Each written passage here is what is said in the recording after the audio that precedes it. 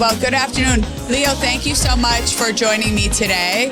So, Leo, you are the CEO of EXP, Leo Pareja. And if you wouldn't mind, would you tell us a little bit about your life, like where you started, how you got to EXP? We want to hear the whole story. First off, thanks for having me. This is a lot of fun. My pleasure. So I have a very different kind of career path to become a public company CEO because I actually started selling real estate in college. So I have an art degree. I went to school in the year 2000 to do web design.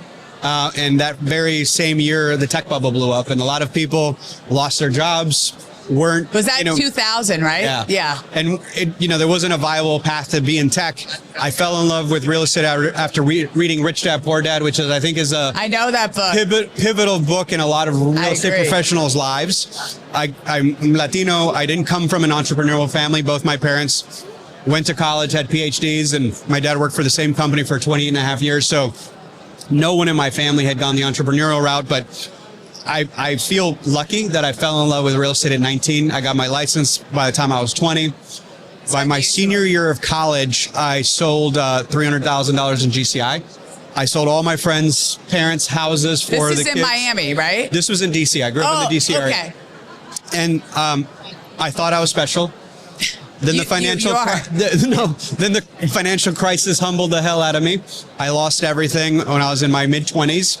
Realized that, there have been people who lived before me, and I went and studied history and got obsessed with pattern recognition, what happens during crises. I figured out how to do foreclosures, and I got to scale probably faster than most people. And by the year 2010, I was the #1 Keller Williams agent team leader in the world. So I was #1 in the world at the #1 company in the world in the middle of the financial crisis. I then went on to start a hard money lending fund in 2012 when I saw that the CFPB and Dodd-Frank were being created and it was going to change how investors could borrow money. Yep. And again, I do give the universe and luck a lot of my credit because I was at the right place at the right time, and I took a bet that paid off. Yep. I built a probably top 20 hard money lending company in the United States. I flew to New York and convinced institutional investors to buy debt before it was an asset category. And I built a loan origination system to create the workflow, and I wanted public record data. The companies that owned it wouldn't sell it to me. And in 2015, November 2015, Zillow was hosting a hackathon where they were they were debuting an API of their public record. And a hackathon is where it's typically a 72-hour event. Yeah. Everyone starts at the same time, and you have to build a product. And you normally go 24 hours at a time. Yeah. And it just so happened that the judges were Alex Perillo of Realogy, Bob Hale, Errol Samuelson, like kind of these luminaries of the space. And I won. Out of 200 teams, there was teams from Google and Uber and all these places. And we won because we actually sold real estate. You understood how it worked, yeah. And from that hackathon, my next company was born called Remind. So I don't know if you're familiar with Remind, but it was I got to 85% market share in the US. So 1.1 million realtors at one point had access to the technology I built and the workflows we built. I sold both companies and I moved to South Florida, and I was mostly spearfishing when Glenn Sanford tracked me down and convinced me to come join him on this crazy ride. And how long have you been the CEO? Yeah, we just crossed 3.5 years. I've been at the company 3.5 years. I've been CEO about 18 months, but from very early on that I got there, I started getting my hands around everything. I have to say, they're so lucky to have you because you have this background with tech and you understand the business as an agent because you actually sold real estate. That was actually Glenn's entire pitch to me when he tried to convince me to join him, because I actually turned him down the first time. Yeah. He told me that I was one of the few people he had met who were fully bilingual, and not in English and Spanish, but in real estate technology. Love that. I understand the agent day in the life. Yeah. But I also know how to build workflows and how technology plugs in. What are the rules of data? You get it. Like, you really understand the big picture globally. So I want to talk to you. You've been very vocal about Private Listings Network. You think? Yes, just a little bit. We've been very vocal as well, but I would love to hear your point of view on it and why they don't work. So it's very personal, as well as I think I have a unique vantage point. So one, I grew up overseas. I didn't move to the U.S. until I was 12 years old. And my dad worked for USAID, so we moved a lot. So I was raised in the backseat of a car looking at houses with my mom every time we moved. And I saw how inefficient it was in other countries. Fast forward today, we are in 27 countries, and I announced 3 more countries. So I'll be in 30 countries by the end of the year. And outside of the US and Canada, it's a shit show. Yeah. Everywhere else. So we operate in France. I had a wonderful event in the south of France. You want to join us next year? It's in Paris. I'll be there, yes. And I had an agent run up to me who grew up in Southern California. And she goes, I just need to tell you how horrible it is without MLS. And she said, if you were to move right now to Antibes and you're like, Leo, connect me with an agent and help me find a house. Yeah. It would take probably going to 8 different portals and company websites and calling like the long tail to find the remaining ridiculous. 30 or 40%. Yeah. I was in Portugal and an agent who grew up in Washington State was like, I said, how do you comp property? She goes, we kind of just take a guess. That's crazy. Because of the feelings. So first of all, it's super hard to price. Like we take for granted that the data follows the same rule set. Yeah. And what I think the folks on the other side of the argument just don't comprehend, they argue for what I would call gray. Yeah. And I tell them it's either black or white. And it's a lot more fragile than they think it is. Like, I'll actually defend the other side of the argument. We'll be like, they're breaking the laws or the rules. I'm like, there's no laws here. Let's just get that straight. Yeah. We all agree to participate in this construct. You give me your data, I give you mine. We all agree to do it at the same time. Right. But there's no laws. You can pull out and not do anything you want. Right. But you don't get to take my data on day one and then not give me yours. That's where I have a problem. Of course. Right? So I do think if we keep going down this road, it could all break and fracture. And I think the biggest losers are the consumers. Because the other thing people are like, well, what would that look like? And they kind of go to this blank canvas. I'm like, look at Europe. The commissions are not lower. Yeah. They're probably more expensive. Look at commercial real estate. Like, and there's less transparency. 100%. But so what about their argument that it's seller's choice? Yeah. So my argument is that I actually sat at the kitchen table for 16 years of my life. And in 4,000 transactions, Bess, I think it came up 4 times. And it was a federal judge proceeding over like human trafficking cases. Exactly. Right? Exactly. It was, and the legitimate reasons to do it are the ones where the MLS won't allow you. A tenant-occupied property that cannot be shown with reasonable notice. That's the definition per most MLS business rules, right? So like, if you have a property with a lease in it for 12 months and there's no way to break it, you actually can't list that in most MLSs because a first-time home buyer using FHA can't buy that house. So that's actually a perfect example of like, hey, off market, no sign, don't disturb my tenant. The rent is this. You have to keep Take it quiet, or leave right? It. Make an offer. Once it's under contract, I'll let you do an inspection. Yep. But that's about it. Yeah. Right? Like, or, rarely is a person just says, I want this quiet. Don't put it out there. Don't put it anywhere. Just make some phone calls. But so again, we're a publicly traded company. I made a disclosure in 2024. We had 350,000 transactions closed in 2024.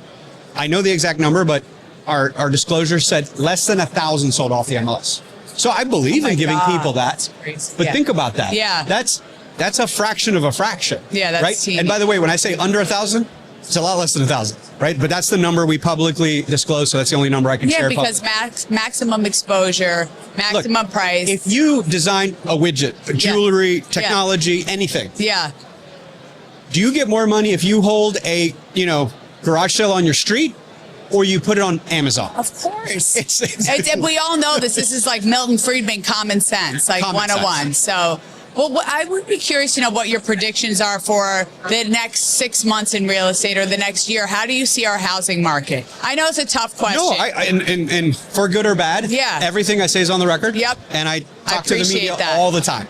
So, end of 2024, going into 2025, I got on stage in Miami to 5,000 people and made a prediction, which I do all the time.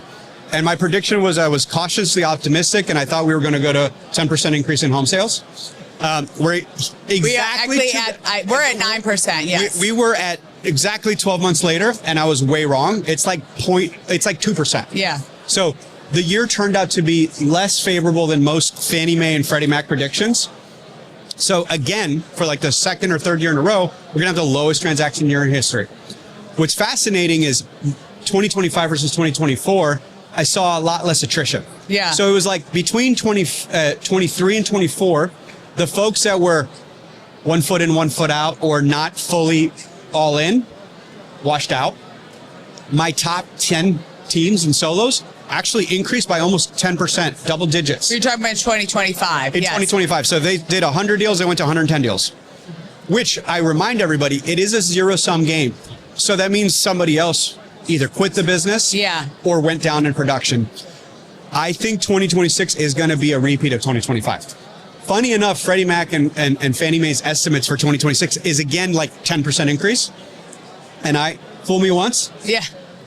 Our underwriting for our budget is flat. Yeah. I'm going to assume it's more of the same.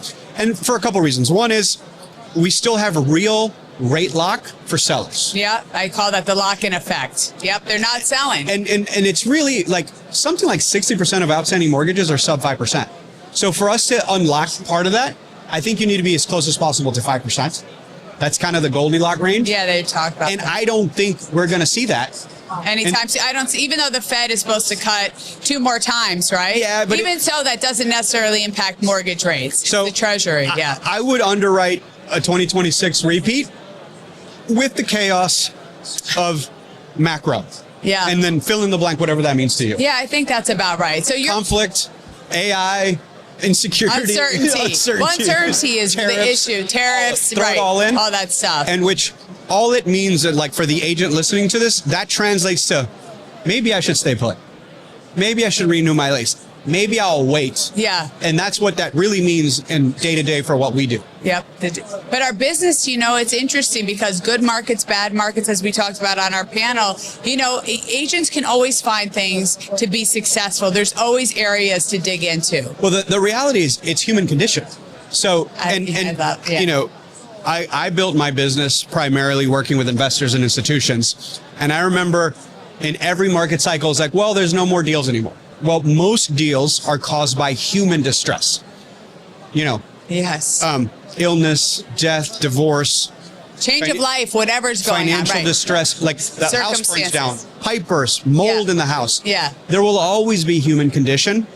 And so again, 50-year historic average, the floor is 4 million. Yep. Like it doesn't seem to matter what rates are, what inventory is. We sell about 4 million homes in this country.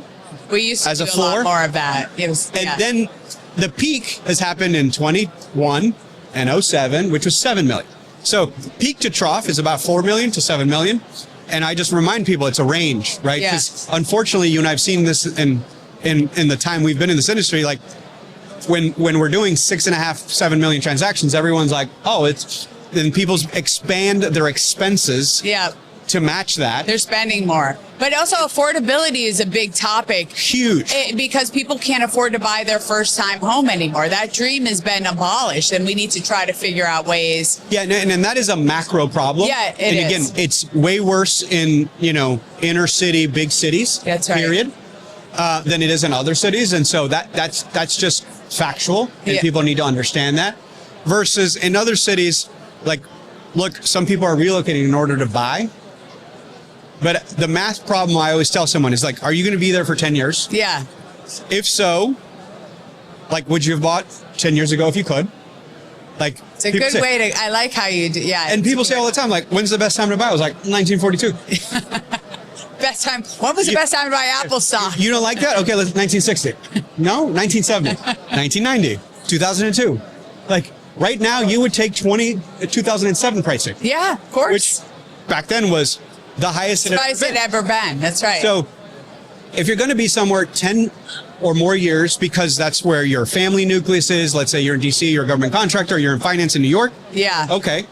If you're going to be here for the next 10 years, and you are going to spend X amount of dollars in housing, can you find something close to equal to or the same price? Because the other thing, going back to like the globe, we're the only country in the world with a 30-year mortgage. Canada doesn't have a 30-year. No, they don't exist. We're the only one. Place, yeah. So I would make the argument, like, I've heard the affordability problem, like let's pick on somewhere in the middle, like Ohio, that has historically low inflation and low appreciation rates.